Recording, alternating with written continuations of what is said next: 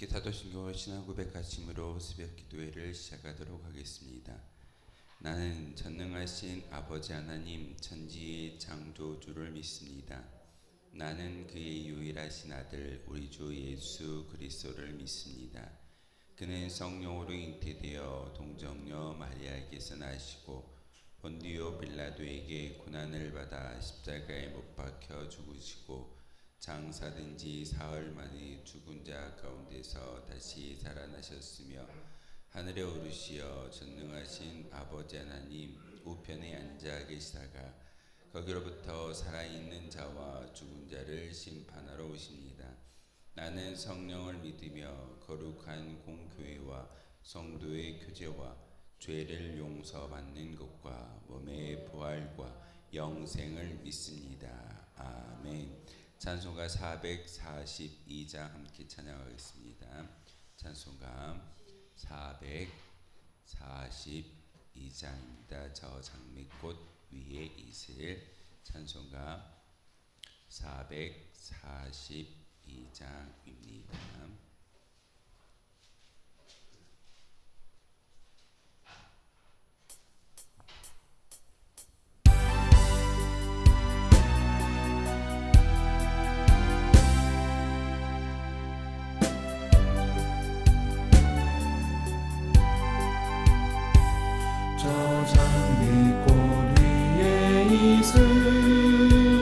아직 맺혀 있는 그때에 귀에 은은히 소리 들리니 주 음성 분명하다. 주 나와 동행을 하면서 나를 친구 삼으셨네. 우리 서로 받은 그 기쁨은 알 사람이 없도다. 그 전한 주의 음성 우는 새도 잠잠케 한다. 내게 들리던 주의 음성이 늘 귀에 쟁쟁하다.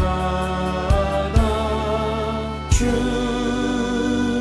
나와 동행을 하면서 나를 친구 삼으셨네.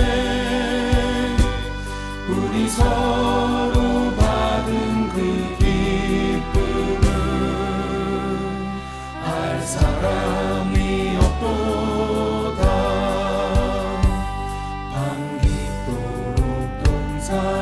산안에 주와 함께 있으려 하나.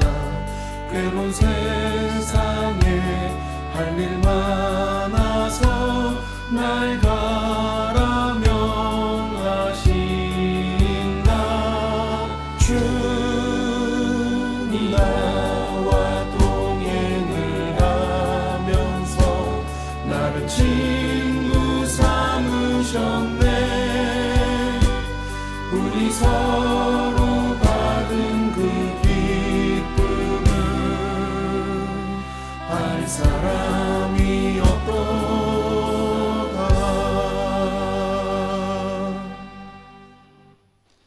함께 보실 하나님 말씀은 마가복음 12장 13절에서 34절까지의 말씀 보겠습니다. 마가복음 12장 13절에서 34절까지의 말씀 한 절씩 교독으로 하나님 말씀 받들겠습니다.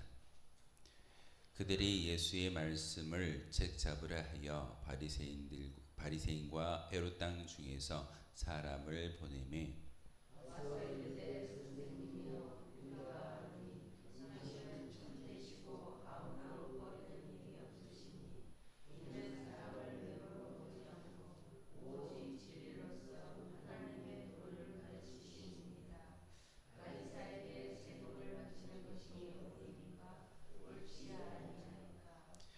우리가 바치리까 말리까 한데 예수께서 그 외식함을 아시고 이르시되 어찌하여 나를 시험하느냐. 데나리온 하나를 가져다가 내게 보이라 하시니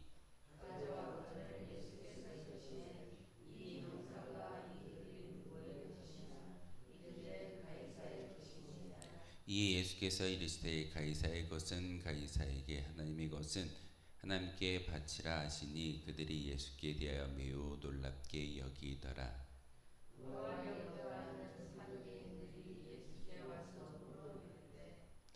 선생님이여, 모세가 우리에게서 주기를 어떤 사람의 형이 자식이 없이 아내를 두고 죽으면 그 동생이 그 아내를 취하여 형을 위하여 상속자를 세울지니라 하였나이다.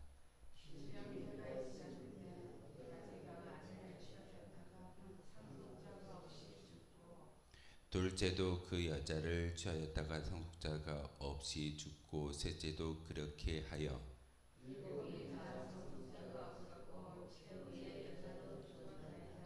일곱 사람이 다 그를 아내로 취하였으니 부활 때 곧 그들이 살아날 때에 그 중에 누구의 아내가 되리이까?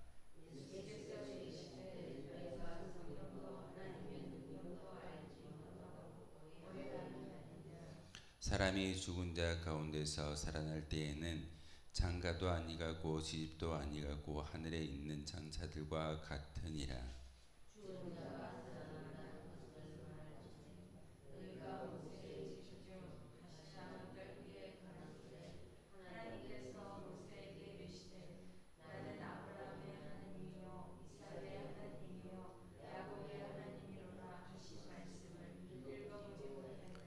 하나님은 죽은 자의 하나님이 아니요 산 자의 하나님이시라 너희가 크게 오해하였도다 하시니라.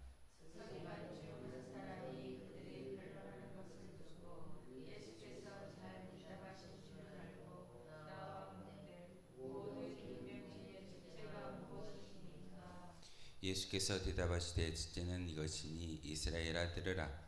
주 곧 우리 하나님은 유일한 주시라.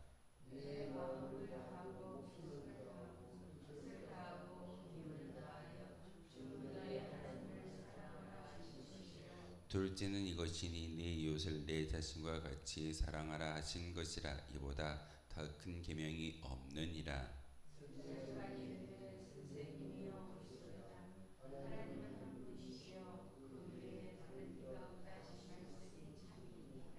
또 마음을 다하고 지혜를 다하고 힘을 다하여 하나님을 사랑하는 것과 또 이웃을 자기 자신과 같이 사랑하는 것이 전체로 드리는 모든 번제물과 기타 제물보다 나으니이다.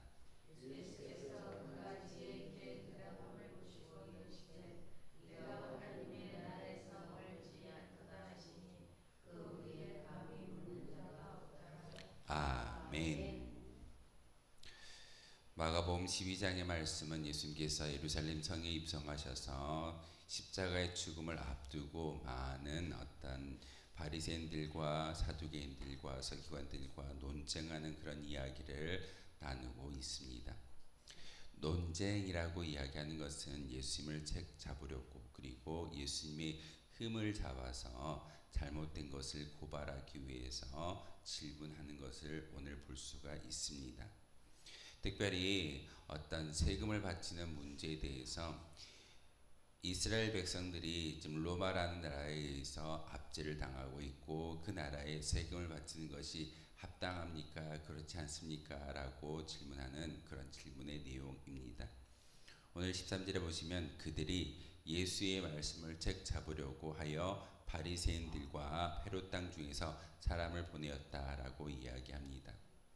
그들이 누구일까요? 바로 대제사장과 장로들과 서기관들이 바로 바리새인들과 사두개인들 중에 몇 사람을 보내어서 예수님께 책 잡으려고, 예수님의 흠을 잡아내기 위해서 그들을 보내었다라고 말하고 있습니다. 그들이 사두개인들과 바리새인들을 예수님께로 보내었을 때 아무나 보냈을까요? 그 중에서 정말 뛰어난 사람을 보내었을 겁니다. 바리새인이라고 하는 것은 모세의 율법을 구약의 모든 율법을 다 지켜 행함으로써 1.1획도 흠이 없는 사람을 바리새인이라고 이야기합니다. 그래서 바리새파 사람들은 철저하게 율법을 지키는 사람이기 때문에 그들의 행위로 말미암아 구원을 얻을 수 있다라고 믿었던 그런 사람들이 바리새인들입니다.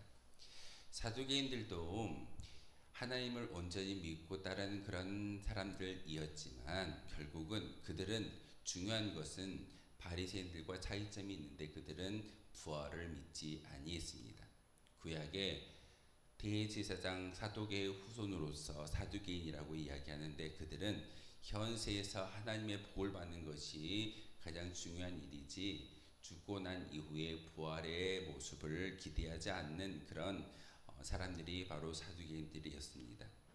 바리새인들과 사두개인들이 친해질 수 있을까요? 사실 관념의 차이에서 하나님을 섬기는 방법이 다르기 때문에 절대로 친해질 수 없는 두 그룹이었습니다. 그런데 나쁜 일을 하려고 할 때는 두 그룹도 하나로 똘똘 뭉쳐서 예수님의 흠을 잡으려고 하는 것이 그들의 모습인 것을 오늘 본문을 통해서 이야기하고 있습니다. 바리새인들과 사두개인들은 절대로 하나가 될 수 없음에도 불구하고 중요한 것은 예수님을 어떻게 하면 흠 잡고 잡아 죽일까 하는 그런 계략을 갖고 있었기 때문에 하나가 되어져서 한 팀이 되어져서 예수님께 나와 예수님의 말씀에 오류가 있는 것을 잡아내려고 하는 것이 그들의 모습입니다. 우리의 모습이지 않을까요? 교회 안에서 신앙생활을 열심히 하나님의 은혜 가운데 살아가고 있는데 잘못된 것을 책잡으려고 할 때마다 어찌 보면은 서로 하나 되지 않는 그런 사람일진데 한 사람을 흠을 잡기 위해서는 서로가 하나 되는 모습이 우리의 모습일 때가 참 많이 있습니다. 본질이 아니라는 사실입니다. 사두개인들과 바리새인들이 본질에 대해서 예수님에 대한 본질을 알고 있다고 한다면 결국은 이와 같은 질문을 하지 아니했을 겁니다. 사두개인들과 바리새인들이 지금 세금 내는 문제를 가지고 예수님께 나와왔을 때 바로 그 세금 내는 문제가 문제였을까요? 그렇지 아니할 겁니다. 분명히 바로 로마라는 나라에 의해서 세금을 바치는 것 또한 진정한 일이었을 것이고 성전세를 내는 것 또한 합당한 하나님께 향한 그들의 믿음의 모습일 겁니다. 성전세도 또한 세금을 내는 그 모든 문제도 그들이 살아가는 그런 삶의 자리에서 분명히 필요한 그런 삶의 모습일진데 예수님께 나아갈 때는 이 둘 중에 하나가 어떤 것이 잘된 일이고 잘못된 일입니까? 라고 질문하는 것이 그들의 질문입니다. 예수님이 세금을 내지 말고 성전세를 내라 라고 이야기한다면 나라를 위해서 헌신하는 것이 잘못된 일입니까? 라고 흠을 잡았을 것이고 또한 세금을 내지 말고 성전세에 대한 이야기만 한다면 또한 반대로 이야기한다면 예수님에 대한 그 잘못된 오류를 가지고 흠을 잡으려고 했을 겁니다. 그런데 예수님이 어떻게 대답하던가요? 정말 지혜로운 예수님의 모습을 우리에게 보여주고 있습니다. 예수님이 하나님이시기에 지혜롭긴 하지만 우리 또한 이와 같은 지혜로운 자로 살아갈 수 있다는 사실을 예수님께서 친히 보여주고 있습니다. 예수님의 지혜가 아니라 바로 예수님과 함께 하시는 성령의 능력으로 말미암아 이와 같은 지혜로운 답변과 또한 처세를 할 수 있는 것이 하나님의 백성인 것을 예수님은 친히 오늘 질문에 대한 답을 통해서 우리에게 보여주고 있습니다. 18절에서 27절의 말씀은 사두개인에 대한 이야기입니다. 바리새인들은 철저하게 율법을 지키는 자들이었지만 사두개인들은 율법을 지키고 현세에서 복을 받는 것이 그들이 하나님의 은혜를 입었다라고 믿던 사람들입니다. 그러기에 그 당시에 사두개인들은요 하나님의 은혜로 말미암아 부자가 되는 것을 정말 큰 축복으로 여겼던 그룹이었습니다. 부자가 된다라는 것은 하나님께 율법을 잘 지키고 하나님의 말씀대로 온전히 따르기 때문에 하나님께서 하늘에 놀라운 것을 부어주셨기 때문에 이 현세에서 부자로 살아간다라고 믿었던 사람들이었습니다. 그들은 철저하게 현세를 믿는 사람들이지 내세를 꿈꾸는 사람들이 아니었습니다. 그런데 예수님에 대해서 흠을 잡으려고 부활 논쟁을 이야기하고 있습니다. 사실 말장난을 하는 겁니다. 형사치수라는 그런 구약의 율법을 들이댐으로써 예수님께서 어떻게 대답하실지에 대한 이야기를 나누고 있다는 것입니다. 부활을 믿지 않았던 사두개인들이 부활 논쟁을 예수님께 토로함으로써 형사치수, 오늘 본문에 나와 있는 것처럼 형이 아내를 맞이해서 그 아내를 통하여 후손을 보지 못하면 그 동생이 형수를 취해서 자녀를 낳는 것이 그들의 율법이었습니다. 그들의 문화였습니다. 그런데 칠형제가 있는데 이렇게 모두 다 형수를 취했지만 자녀를 낳지 못하고 죽어버렸다면 후에 부활 때에 이 여인 어떤 형제의 아내가 되겠습니까? 라고 말하는 그런 사두개인들의 말장난의 이야기가 바로 오늘 본문의 말입니다. 하지만 예수님은 부활에 대해서 다시 한번 이야기하십니다. 너희들이 부활에 대한 것을 이 현세의 연장선으로 이해하고 또한 바라보고 있는데, 부활은 이 현세의 연장선이 아니라 더 좋은 것이다 라는 것이 예수님의 말씀입니다. 장가가고 시집가는 것이 이 현세에서 좋은 일일 수도 있겠지만 저 하늘나라 천국에서는 이제는 장가가고 시집가는 것이 아니라 하나님과 교제 나누고 하나님 안에서 영원한 기쁨의 삶을 누릴 수 있기 때문에 더 좋은 삶을 살아갈 수 있게 된다라는 의미입니다. 단지 지금 사두개인들이 이야기하는 부활 논쟁에 대한 이야기는 바로 어떤 여인이, 그 여인이 어떤 남자의 아내가 될 것인가라는 그런 관심이 아니라 예수님의 관심은 철저하게 하나님과 영원한 소통이 있는 것이 온전한 기쁨이고 행복이다라는 것을 보여주고 있습니다. 아담이 에덴 동산의 중앙에 있는 나무의 열매를 먹음으로써 무엇이 들어오던가요? 우리는 죄라고 이야기합니다. 그 죄의 본질은 하나님과의 관계가 단절되는 것이 죄입니다. 바로 천국에 우리가 부활하고 입성하는 그 모든 것은 바로 하나님과의 관계가 온전하게 회복되어짐을 이야기하는 겁니다. 예수님은 오늘 본문의 말씀을 통해서 너희들이 부활 논쟁을 이야기하고 한 남자와 여인에 대한 시집가고 장가가는 문제가 아니라 바로 부활은 끊어졌던 하나님과의 인간과의 관계가 온전히 회복되어진다라는 사실을 다시 한번 이야기하고, 그러면서 하나님이 어떤 하나님인지 아느냐? 하나님은 죽어있는 자의 하나님이 아니라 살아있는 자의 하나님이다라고 말하고 있습니다. 아브라함과 이삭과 야곱의 하나님이라고 기록하고 있습니다. 구약에 아브라함 때는요, 아브라함의 하나님이라고 이야기하셨고, 아브라함이 죽고 난 이후에 그의 아들 이삭이 족장을 이어받아서 이스라엘을 이끌어갈 때는 이삭의 하나님이라고 말씀하고 있습니다.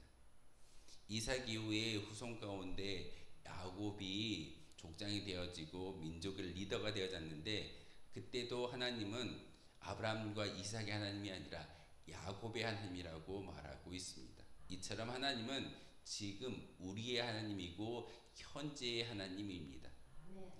사두개인들이 이야기하는 그 하나님은 어찌 보면 죽은 자의 하나님을 이야기하고 죽은 자의 모습을 말하고 있는데, 예수님은 너희들이 지금 바라보고 너희들이 지키고 있는 율법의 온전한 하나님은 과거의 하나님이 아니라 지금 이 순간 너희와 함께 하시는 하나님을 바라볼 수 있을 때 진정한 부활의 개념을 깨달아 알 수 있다라고 말하고 있습니다. 그러기에 지금 현재의 하나님을 만날 수 있는 저와 여러분이었으면 좋겠습니다.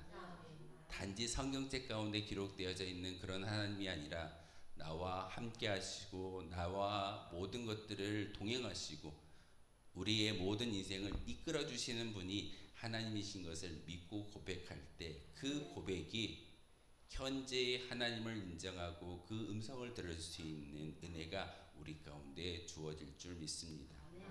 사두개인들은요, 하나님을 믿었지만 하나님의 음성을 듣지 못했습니다. 하나님을 믿었지만 예수님을 바라보지 못했습니다. 결국은 그들은 진정한 저 천국의 소망을 품지 못하고 하나님과의 관계를 온전히 회복하지 못한 그룹으로 전락해 버렸습니다. 사독의 후예라고 제가 말씀을 드렸습니다. 대제사장 사독의 후예가 바로 사두개인들인데, 그 사두개인들은 철저하게 율법을 지키지만 결국은 천국에 들어가지 못하는 안타까운 결과를 가져오고 있습니다. 이 세상에서 우리 삶에서 열심히 예배를 드리고 있고 기도하고 찬양을 드리면서 저 천국에 들어갈 수 없다면 얼마나 안타까운 인생으로 전락해 버리겠습니까? 사두개인들이 그러한 모습으로 살아가고 있습니다. 그러면서 서기관 중에 한 사람이 예수님께 나와 물어봅니다. 가장 큰 계명이 무엇입니까? 신명기의 말씀을 예수님께서 말씀하십니다. 주 여호와 하나님을 사랑하라. 이것이 큰 계명이겠지만 가장 큰 계명은, 두 번째 계명은 내 이웃을 내 몸처럼 사랑하는 것이다 라고 말하고 있습니다. 예수님이 십자가에 달려 죽기 이전에 가장 먼저 우리에게 말씀하셨던 계명은 바로 하나님 사랑과 이웃 사랑입니다. 그 사랑이 우리의 본질이고 믿음의 본질이고 복음의 시작인 것을 다시 한번 기억하셨으면 좋겠습니다. 하나님을 온전히 사랑하고 내 이웃을 사랑할 때 바로 그 사랑이 우리의 마음 가운데, 여러분들 심령 가운데 온전한 복음의 씨앗이 되어지고 그 복음의 씨앗이 많은 사람들에게 천국을 보여줄 수 있는 그런 근거가 바로 사랑의 모습인 것을 우리에게 말하고 있습니다. 바로 오늘 예수님께서 말씀하셨던 가장 큰, 가장 높은 그리고 가장 귀한 계명은 바로 하나님 사랑과 이웃 사랑인 것을 다시 한번 생각하며 오늘 하루를 살아가 주시는 저와 여러분 되어 주시기를 주님의 이름으로 소망하겠습니다. 기도하겠습니다. 거룩하신 주님, 참으로 감사를 드립니다. 하나님의 은혜 가운데 저희들 이 자리에 나와 기도하게 하시고 찬송과 또한 말씀을 통해서 하나님의 음성을 들을 수 있는 귀한 시간을 주시오니 참으로 감사를 드립니다. 하나님, 우리의 심령 가운데 가장 간절히 기도하는 것은 성령의 충만함이 있게 도와주옵소서. 지혜의 성령이 우리와 함께 하셨을 때 이 모든 것들을 넉넉히 이기고 지혜로운 선택을 할 수 있다라는 사실을 오늘 예수님을 통해서 깨닫게 하셨습니다. 하나님, 다시 한번 그 지혜의 영 대신 성령님 우리 가운데 와주심으로 말미암아 진정한 부활의 소망을 품고 저 천국을 향하여 다름질할 수 있는 진정한 믿음의 군병들이 바로 우리가 되기를 소망합니다. 이 세상이 살아가는 동안 하나님 사랑과 이웃 사랑에 대한 실천을 진정 예수님께서 보여주셨던 것처럼 우리 또한 그와 같이 살아가기를 소망합니다. 하나님, 다시 한번 우리의 모든 은혜와 긍휼을 하나님께 올려드리고 기도하고 있사오니 함께하여 주시고 다시 한번 성령의 충만함을 통하여서 이 모든 것들을 넉넉히 경험하며 증거할 수 있는 저희들 되게 도와주옵소서. 예수 그리스도의 이름으로 기도하옵나이다. 아멘. 하늘에 계신 우리 아버지, 아버지의 이름을 거룩하게 하시며 아버지의 나라가 오게 하시며 아버지의 뜻이 하늘에서와 같이 땅에서도 이루어지게 하소서.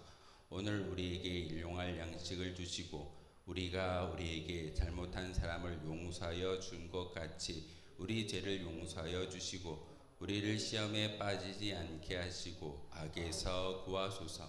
나라와 권능과 영광이 영원히 아버지의 것입니다. 아멘. 오늘 말씀을 생각하며 기도하도록 하겠습니다.